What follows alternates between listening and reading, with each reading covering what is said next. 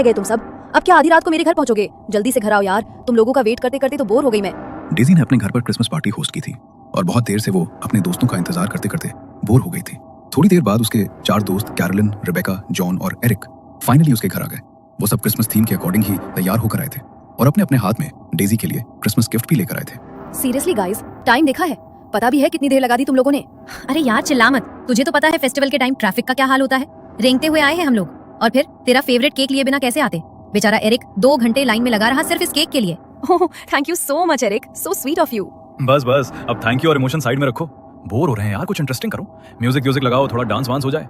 हाँ हाँ क्यों नहीं। एरिक तुम म्यूजिक कनेक्ट करो, तब तक मैं किचन से तुम लोगों के लिए कुछ खाने को लाती हूँ। एरिक ने वॉल्यूम बढ़ाया और पार्टी का माहौल बनने लगा। डेजी किचन में चली गई।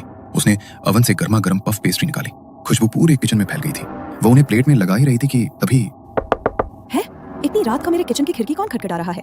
ये पड़ोस के बच्चे भी ना चैन से जीने नहीं देंगे। डेजी ने खिड़की से बाहर झांका, लेकिन वहां कोई नहीं था, सिर्फ गहरा अंधेरा। उसे लगा शायद वहम होगा, लेकिन तभी हद है यार, अभी बताती हूँ इनको, बहुत हो गया मजाक। डेजी ने गुस्से में खिड़की का लॉक खोला। बाहर देखा तो कोई भी नहीं था। ठंडी हवा का एक झोंका अंदर आया। डेजी के रोंगटे खड़े हो गए। अगर बाहर कोई नहीं है तो खटखटा कौन रहा था? वो घबराकर खिड़की बंद करने ही वाली थी कि अचानक अंधेरे में खिड़की के बिल्कुल पास उसे एक चेहरा दिखा। सांता क्लॉज के कपड़ों में एक आदमी जो उसे घूर रहा था। पलक झपकते ही वो चेहरा गायब हो गया। तभी डेजी की चीख सुनकर कैरोलिन भागते हुए किचन में आई। डेजी क्या हुआ? तुम चिल्लाई क्यों? सब ठीक तो है? हाँ मैं ठीक हूँ। वो बस तुम प्लीज ये खिड़की बंद कर दो जल्दी। मैं पेस्ट्री लेकर बाहर चलती हूँ। Okay relax. कैरोलिन ने खिड़की अच्छे से लॉक कर दी और दोनों ड्राइंग रूम में आ गई।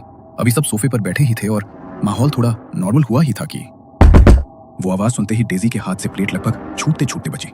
उसका चेहरा सफेद पड़ गया। अरे क्या हो गया तुझे? भूत देख लिया क्या? दरवाजा ही तो नॉक हुआ है, इतना क्यों डर रही है? कुछ नहीं, वो अचानक आवाज आई तो मैं डर गई।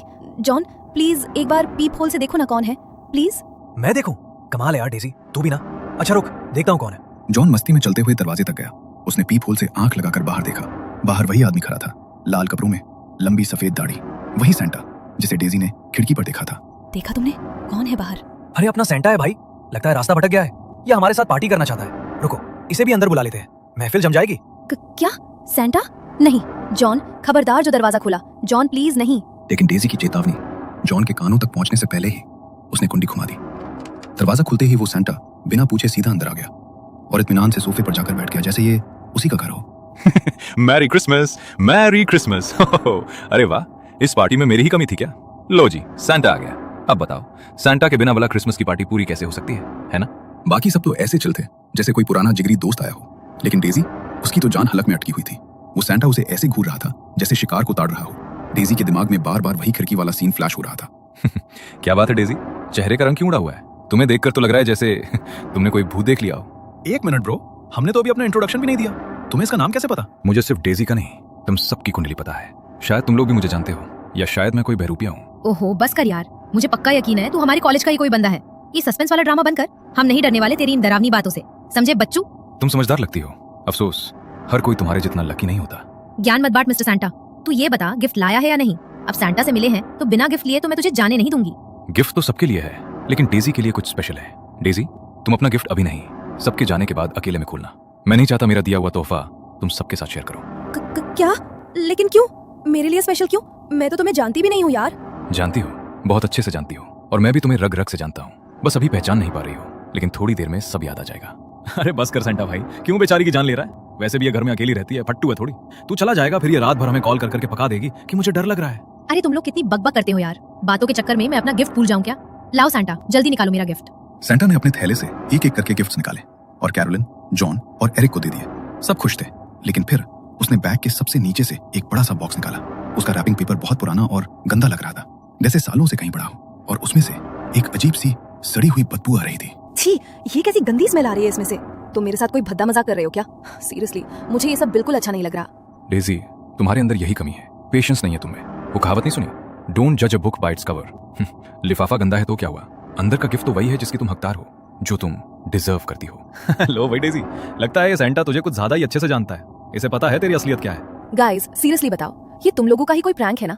तुम ही लाए हो ना इसे अपने साथ? अरे नहीं पगली, हम लाते तो तुझे बता नहीं देते, और हम ऐसे किसी अजीब नमूने को क्यों लाएंगे? वैसे thank you mister Santa gift के लिए। You are welcome, you are welcome. अच्छा मेरा काम हो गया, तुम सबसे अगले साल मुलाकात होगी। और डेजी, तुमसे बहुत जल्द। क्या जल्द मतलब? डेजी कुछ पूछ पाती इससे पहले ही वो अजीब सा सेंटा अपनी डरावनी हंसी के साथ अंधेरे में बाहर निकल गया। उसके जाने के बाद थोड़ी देर तो सबने हंसी मजाक किया, लेकिन डेजी का दिल जोर जोर से धड़क रहा था। उसका पूरा ध्यान बस उस सेंटा की बातों पर था। कुछ देर बाद पार्टी खत्म हुई और दोस्त भी बाय बाय करके निकल गए। जैसे ही सन्नाटा छाया, डेजी का डर दुगुना हो गया। अब वो उस घर में बिल्कुल अकेली थी।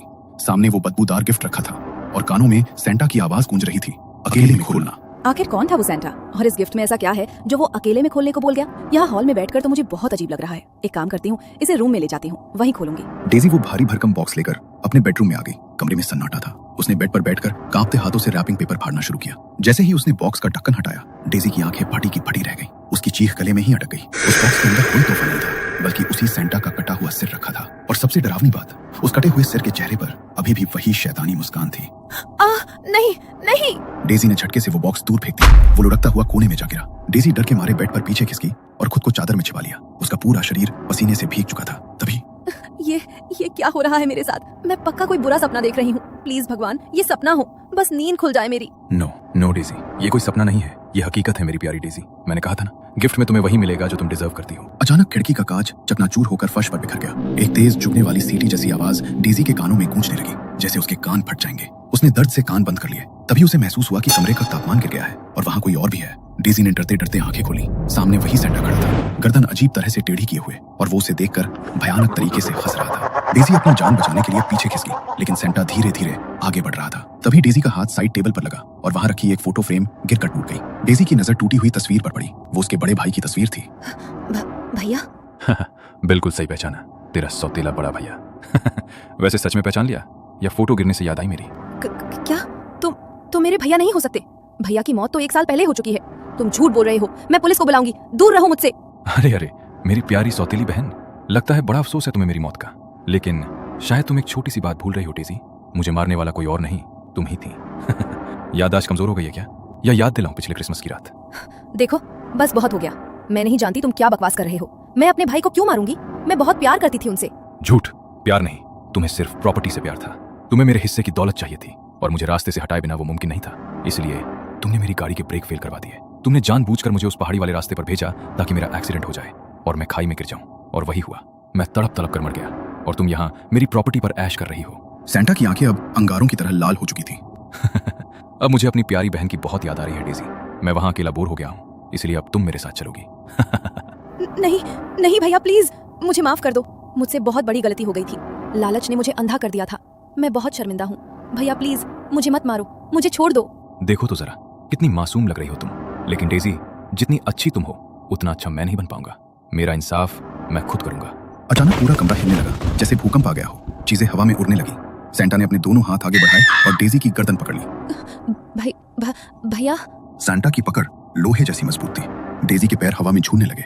उसका चेहरा नीला पड़ने लगा, आंखें बाहर को भर आई। वो बचने के लिए हाथ पैर मारती रही, लेकिन उस अदृश्य ताकत के आगे वो बेबस थी। कुछ ही पलों में सब शांत हो गया। डेजी का बेजान शरीर जमीन पर धड़ाम से गिर पड़ा। कमरे में अब गहरा सन्नाटा था। पिछले साल इसी रात उसने लालच के लिए अपने सौतेले भाई का खून बहाया था, और आज ठीक 1 साल बाद उसी भाई ने अपना हिसाब चुकता कर लिया। बदला पूरा हुआ, और शायद अब उस भटकती हुई आत्मा को हमेशा के लिए शांति मिल गई थी।